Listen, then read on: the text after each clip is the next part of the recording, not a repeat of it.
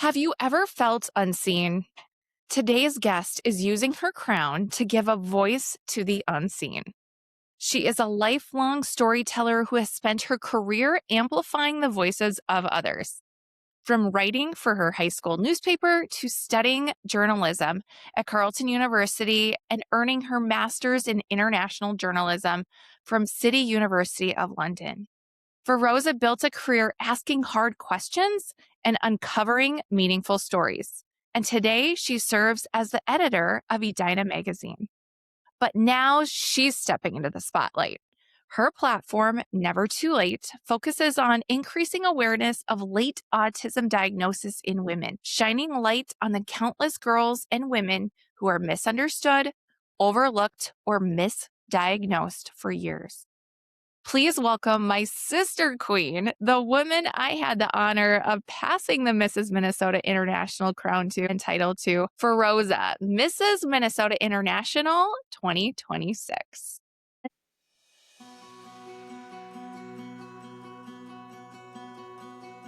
You're listening to Act to Impact with Brandi DeVries. Through heartfelt stories of resilience, hope, and community, I share my personal experience as a longtime advocate and fundraiser for the national nonprofit Children's Cancer Research Fund. Invite pediatric cancer families to tell their stories and highlight individuals who use their unique gifts to create a positive impact. Thank you so much for having me on the show, and thank you for your kind. Absolutely. I am so excited to have you on. So big, huge welcome to Act to Impact. We have been planning this since I found out that you applied to be Mrs. Minnesota International 2026 and were selected as the new title holder. So it's very exciting. Once we found out, we connected, and I had told you, I have to have you on Act to Impact to talk about what you're doing during your year as Mrs. Minnesota International. Thank you. I'm so happy we could make this work. Yeah, and it really is an incredible privilege to pass the crown, so to speak, onto you. I think it really makes this conversation today more special in that moment.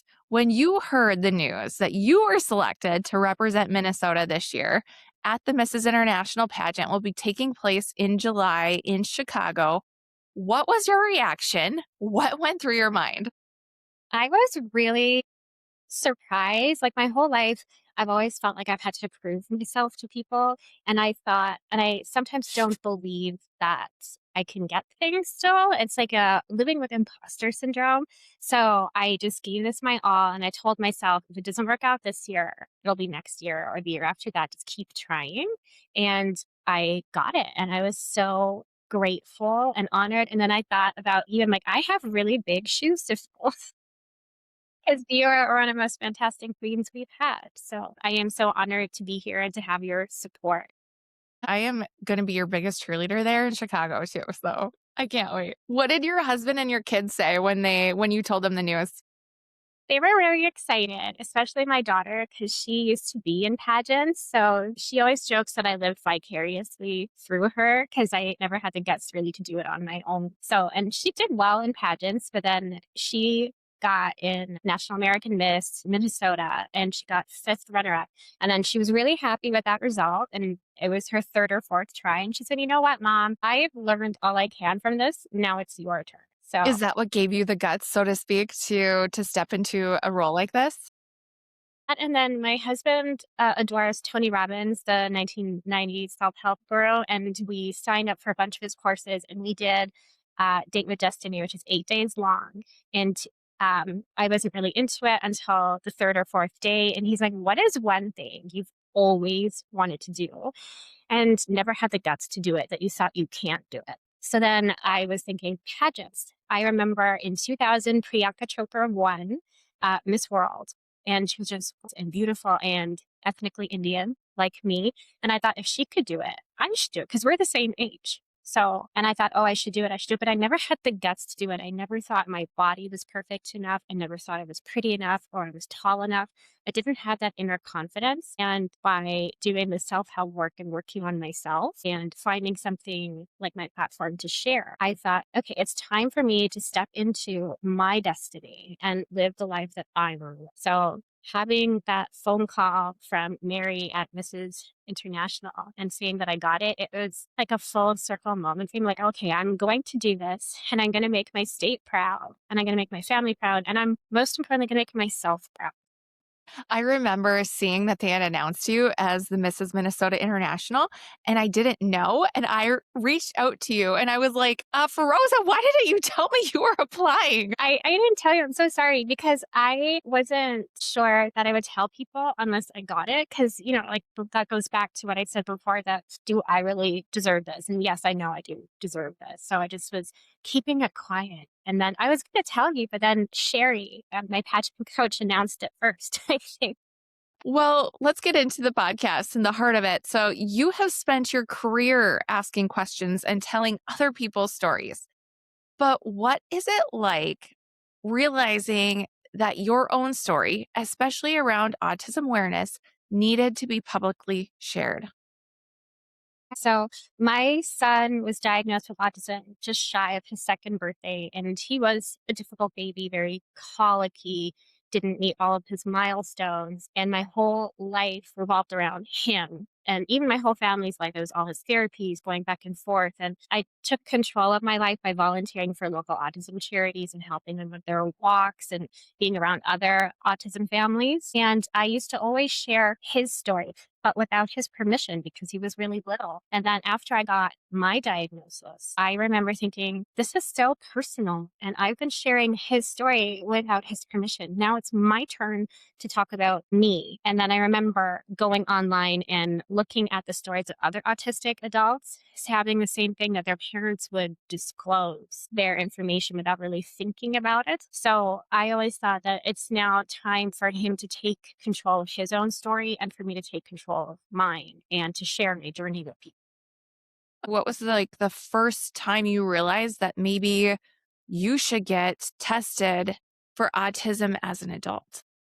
So my daughter had a rough time in third grade, and that's when we started her pageant journey. And then I read this article once that with autistic siblings or siblings of kids with autism, they might also be on the spectrum or neurodivergent in a different way. So I went online and I Googled the symptoms between autism, how it presents in boys and girls. And I met all the girls' criteria. My daughter didn't meet anything. Surprised at that. And then I remembered, wait a minute, many, many years ago, the person who diagnosed my son also told me it's really likely that at least one parent is also on the spectrum. And I didn't think anything of it because there's this stereotype out there that autism is primarily a communicative disorder or people just don't fit in. Over the years, I've learned that autism is just a different way that your brain works. It's a different way of looking at the world. And it's a beautiful spectrum. I tell people it's like a color wheel. Like when you go online and you change the font color in the Word document, it's a beautiful color wheel and you just move your mouse a little bit and it's a different shade. So autism is like that. It's a beautiful spectrum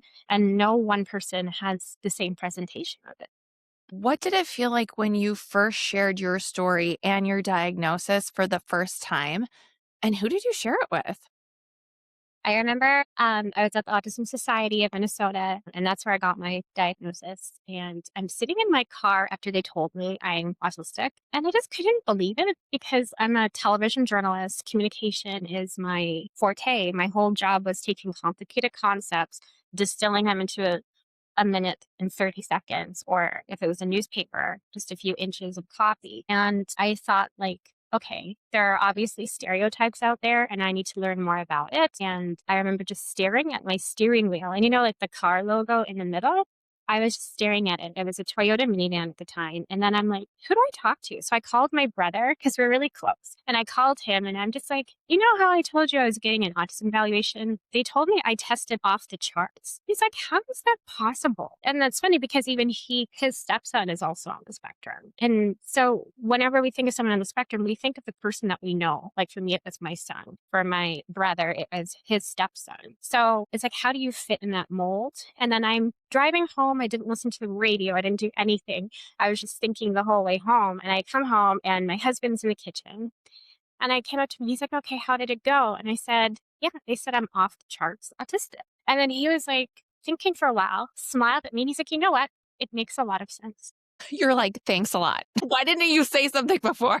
Exactly. I think because, like what I said before, you have an idea of what autism could be and what it is. But when we think about the way that the spectrum is, it's just like a huge difference between person to person. So, when we talk about late autism diagnosis in women, what does that actually mean, though?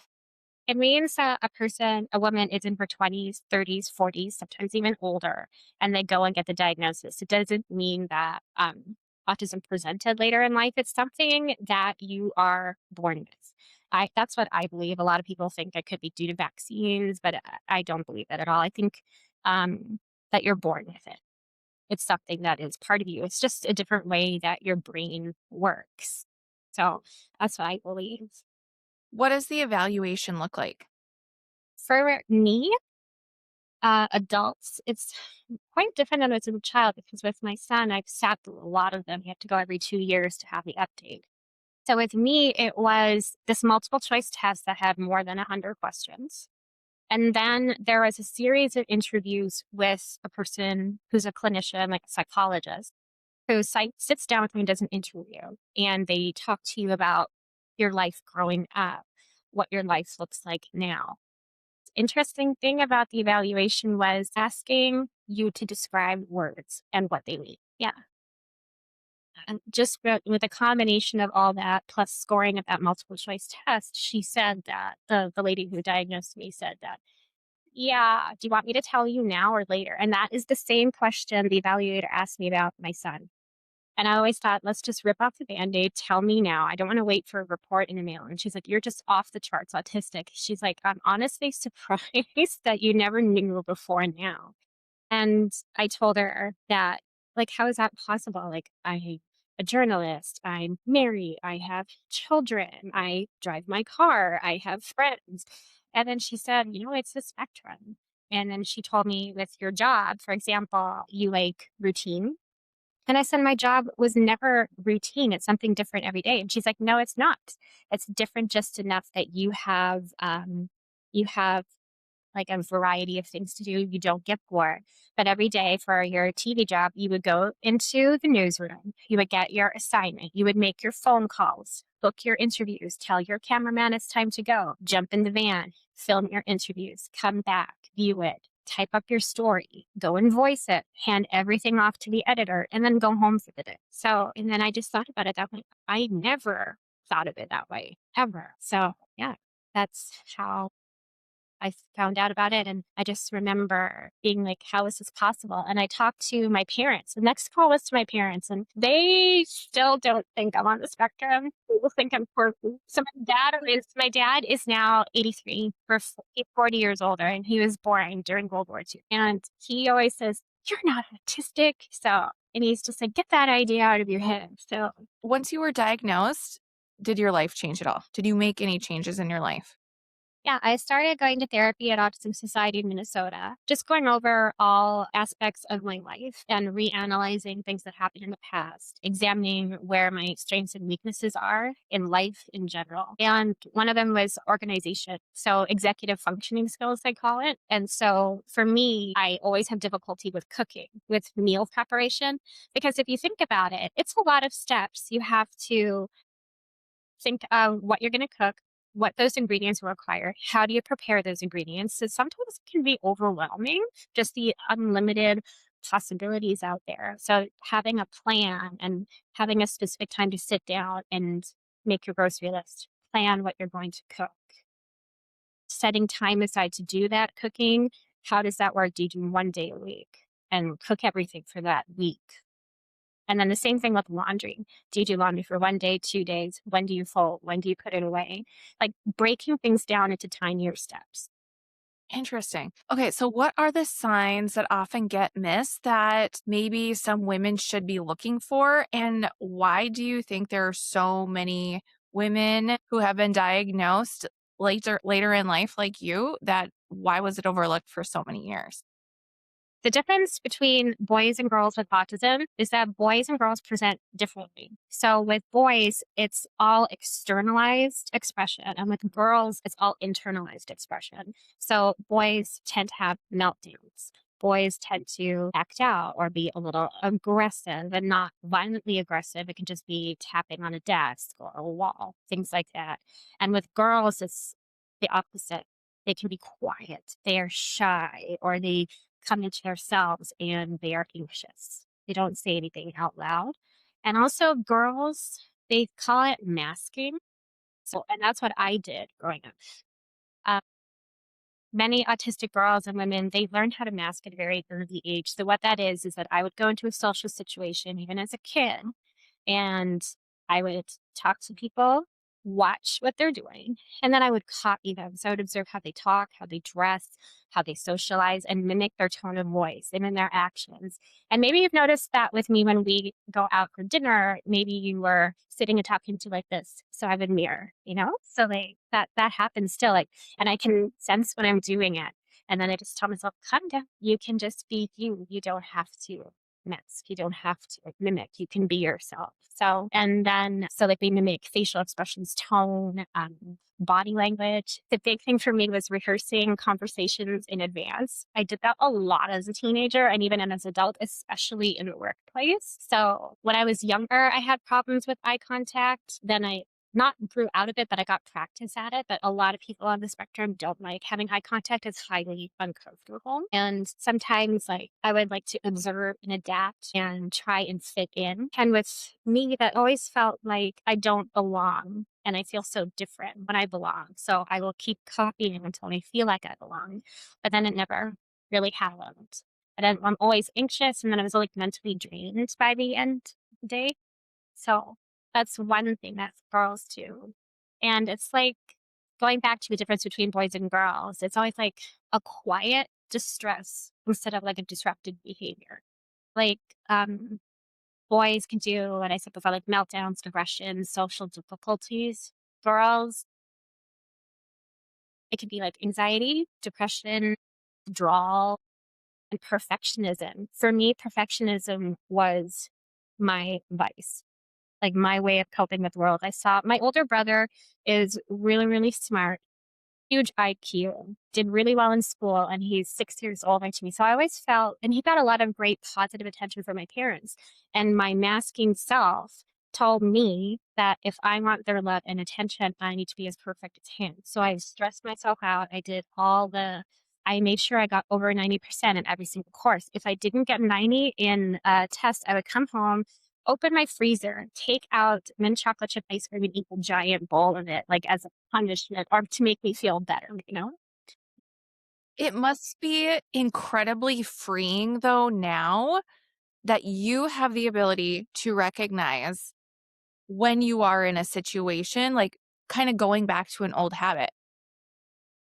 Because sometimes I don't know how to act a different way. For example, if I'm mimicking someone while we're having a conversation, I can catch myself doing it, but then I'm like, okay, but now where do I put my hands? It's kind of funny though. And then sometimes with social situations, especially for me, I I don't mind large groups, but after a while it becomes a little tiring and I like being in small groups. It's not it doesn't bother me that much. Like I'll go to galas and have fun, parties and great. I go to concerts, I don't mind. What is the cost on women emotionally to go through life misunderstood or misdiagnosed? It can be draining.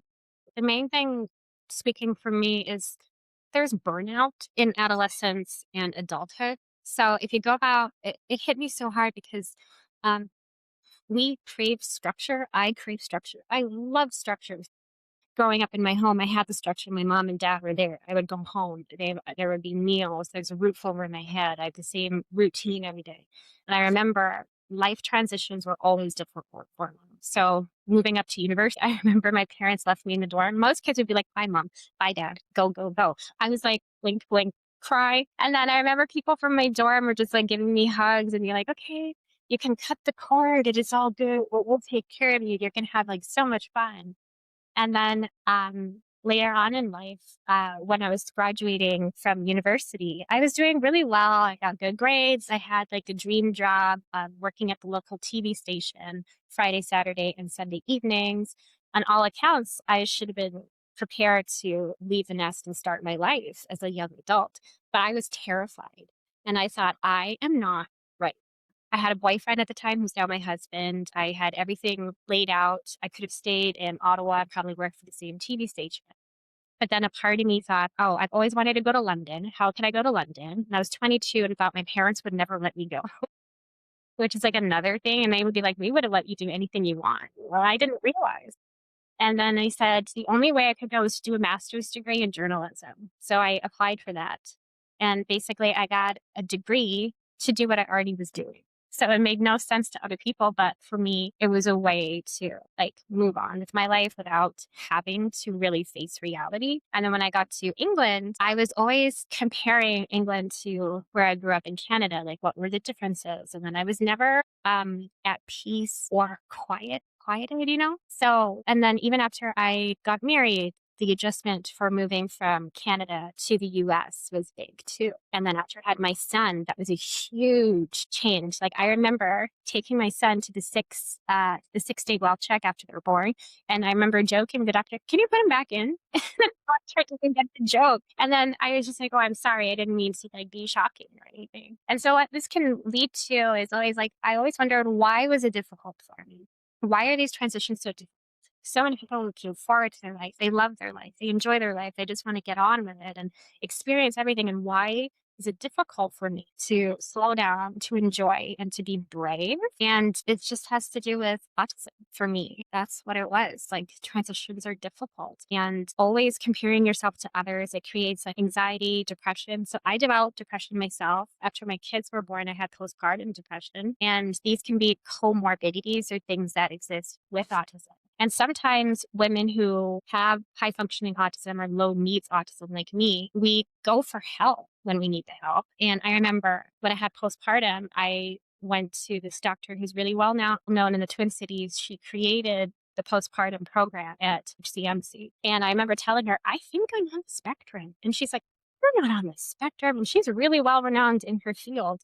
And she just thought, you don't meet that criteria of the external presentation. So like she even told me, you're a journalist, you communicate fine. There's nothing quote wrong with you, she said. And I wanted to tell her there's never anything wrong with anyone if they're autistic. They're just the way they are. That's powerful right there. It can cause just burnout. And then how do you go from there? So women get diagnosed with depression, sometimes bipolar disorder, sometimes adjustment disorder. And yeah, I'm not telling people to stop their medication or therapy, like please stay on it, but know that there's always an underlying cause. So my underlying cause was autism that was never diagnosed. And I always think that if I had known earlier, I would have been more prepared for all these stages of life. Clearly, you're adapting very rapidly once you were diagnosed because then you were able to understand the things that you were doing and why you were doing them and how you then can adapt and pivot to recognize when you were in a situation. So, yeah, I can see how that would have been helpful. If you finally have an answer to it, like a lot of women always say, what's the point of getting diagnosed? Like I can self-diagnose, which is fine to self-diagnose, but because the evaluation can be anywhere from $1,000 to $3,000. Sometimes insurance doesn't cover it. So I'm really for people who want to self-diagnose. So I always believe that you should take your health into your own hands and knowledge of yourself into your own hands. But I always say to women who don't want the diagnosis, I always say it's power to know who you are. It's a part of who you are and to know why are you feeling this? Why? For me, I can't speak for others, but I tell people that for me, I finally knew why I felt that life was so difficult. Like I remember as I was visiting home from college once and my mom was telling me, you don't enjoy life. You don't enjoy your life. And I remember thinking that is such a strange concept to enjoy life. Oh, it wasn't coming up from college. It was like one day after high school because I did a difficult academic program. I was exhausted. And she's like, you're not enjoying your life at all. And then I thought, how can you enjoy life? I just take it a day at a time and I have to do what I'm supposed to do. And I come home and I sleep and I do it again. Like it's just a day to get through for me. And now I can say I am enjoying life because I have the tools to do that. That's wonderful. I'm so happy for you and for you to get to the point where you can say that too. You've talked about the misconceptions what people think autism looks like, what it doesn't, what it does, what the difference is between boys and girls, men and women. So when it comes to those kind of maybe stereotypes and misconceptions about autism, what are you trying to help people get right as Mrs. Minnesota International and with your platform? Trying to let people know that there's so much stigma still out there. I've seen it in my South Asian community, but there's stigma all across society about autism because when we think about autism, it's the good doctor on television where he can function, but he has like a superpower. People keep asking me, what's your superpower? And I'm like, savant syndrome is what you see on the good doctor, and only a small percentage of autistic people have that. So it's a stereotype.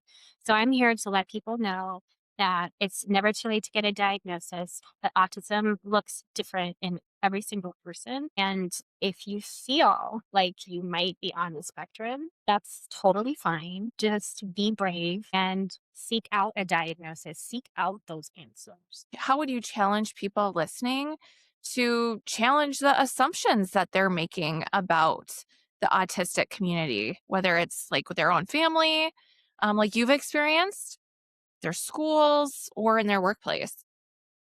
Always tell people to not judge. Like I had a story many, many years ago with a lady who was dealing with a terminal brain tumor. She wasn't going to live, and she wrote a book and she toured the country talking about it. And she said, and this will always stick with me, don't judge people because we don't know what's going in their lives. Go about with grace and show everyone love and acceptance. And that's what I would love people to do. Like I see it with my son that, he stims, which is like repetitive movements, and that's how you self-regulate. With me, I don't know if we noticed during this video, I stim by like rotating my ring or like squishing my hands together. That's how I stay calm and focused. So with my son, he flaps. And I remember sometimes I'm going out with him in the grocery store and he's flapping. And I get so many judgmental glances, like, what's wrong with you, sort of thing. And that just breaks my heart as a mother. And I remember a lady I used to be with on the autism, one of the autism blocks. She has 3 kids on the spectrum, and her son once asked her, "Why are you so angry that I'm autistic?" And she's like, "I am not angry at you. I just feel like you have this diagnosis and you were born with more difficulties in the world. And I want the world to be more welcoming to you, not you having to adapt to the world." And that's always stuck with me. And I want workplaces out there, I want schools out there to reach out to people on the spectrum and ask them, what can we do to make your life easier? So, for example, at the workplace, that could be if they don't like fluorescent lighting because it flickers. I don't know. Some people don't notice, but the light can flicker and you can hear the whirring. So sometimes you can put like a little piece of cloth over the light. You can have a floor lamp. That is like a workplace accommodation that you could do. Maybe having people working from home sometimes. Direct communication is key. Even in my work, I work for a magazine and I always told my editors, if you want to tell me something, don't be Minnesota nice about it. You have to tell me directly, this is what I need and this is when it's due. So be direct in your language. And for children, when my son was in school, they had this unified program where neurotypical kids would interact with kids on the spectrum or with other disabilities. And they would be with them in school, but they would never see them outside of school. So if you're going to be a friend who sees them outside of school as well. It's really good advice.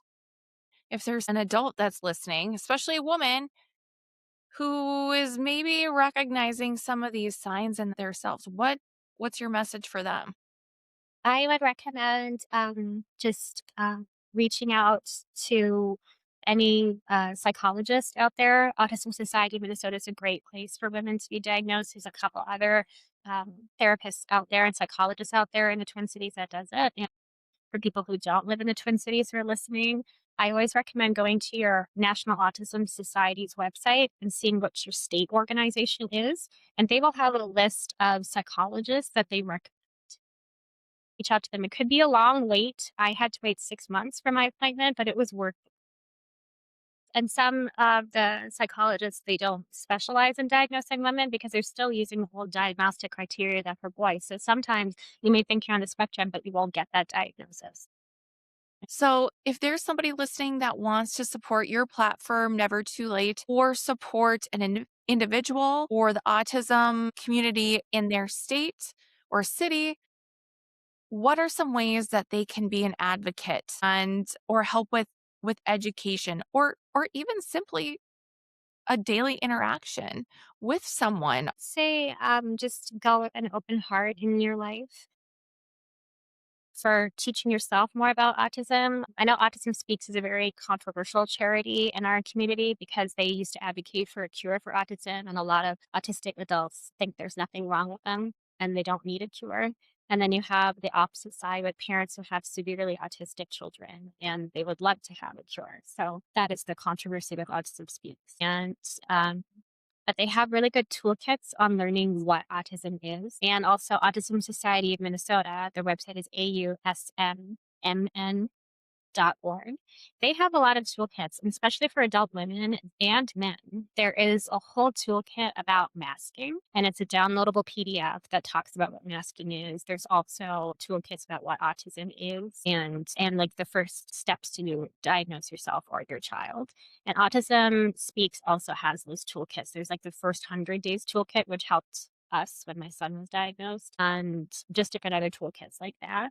And also, there was a toolkit at Autism Speaks on how to tell your family. And for me, coming from the South Asian background, that was huge. That really helped a lot. So, and I know a lot of people out there are going to be listening and saying, "Oh my God, she supports Autism Speaks," and I'm sorry, but some of the stuff that they have actually is good and it's useful. And I know it's controversial, and I hope I don't offend anyone by saying that.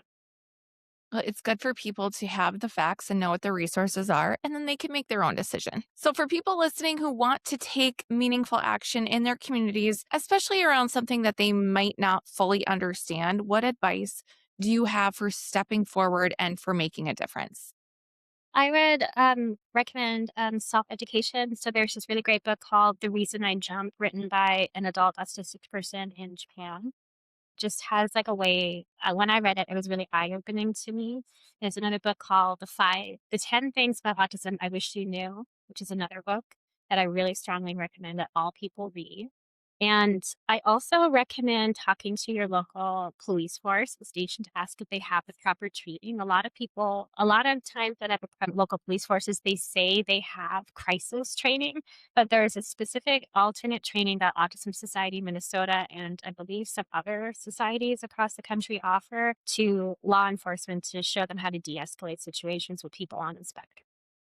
I wouldn't have even thought about that. So, thank you for sharing that. Thank you so much for joining me today, for using your voice, your experience, and sharing your experience. And now, this crown that you are proudly wearing for Minnesota to shine your light on women and families who deserve to be seen and understood.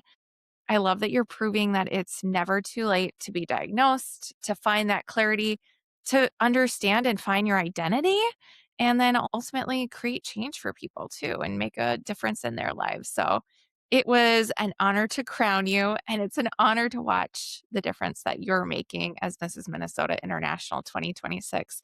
And I thank you so much for being here on Act to Impact. Thank you for all your kind words and for your support, and thanks for having me on the show.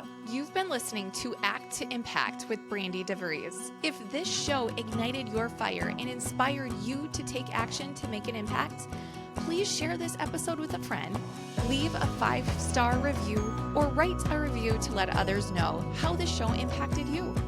I can't wait to see the action you are taking to make an impact, and I'd love for you to share that with our community. Go ahead and take me on social media as you are out making an impact in the world. Do you have a story to share and want to be a guest on Act to Impact? I'd love to connect with you.